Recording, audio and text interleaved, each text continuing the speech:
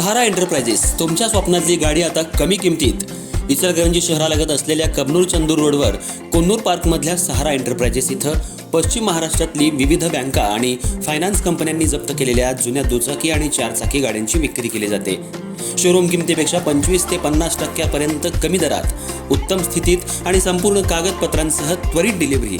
दुचाकी 20,000 पासून पुढे तर चारचाकी 50,000 पुढे. आपल्या पसंतीची कार किंवा बाईक आता अगदी परवडणाऱ्या दरात घेऊन जा.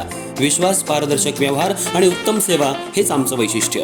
पत्ता Konnur park, Kabnur Chandur road, Ichalkaranji. Proprietor Rajubhai आजगर.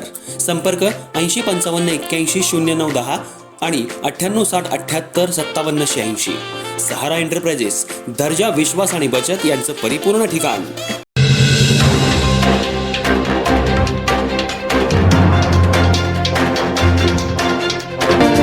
Ichalkaranji शहरात एका महिलेवर अश्लील व्हिडिओ व्हायरल करण्याची धमकी देत वारंवार अत्याचार केल्याचा गंभीर प्रकार समोर आलाय. तसंच हा प्रकार कोणाला सांगितल्यास पीडित महिलेच्या पतीसह मुलगा आणि मुलीला जीवे मारण्याची धमकी दिल्याचा आरोपही करण्यात आलाय.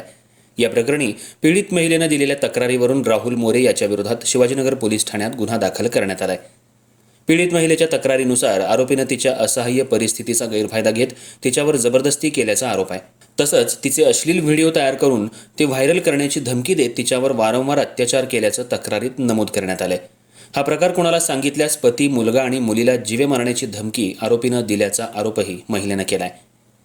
सततच्या धमक्या आणि मानसिक त्रासामुळे पीडित महिला घाबरलेल्या अवस्थेत होती. अखेर तिनं हा प्रकार आपल्या नातेवाईकांना सांगितला.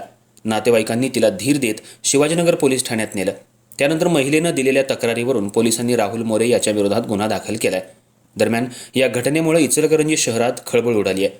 शहरात महिलांवरील अत्याचाराच्या घटनांमध्ये वाढ होत असल्याच्या पार्श्वभूमीवर या प्रकरणानं पुन्हा एकदा महिलांच्या सुरक्षेचा प्रश्न ऐरणीवर आलाय.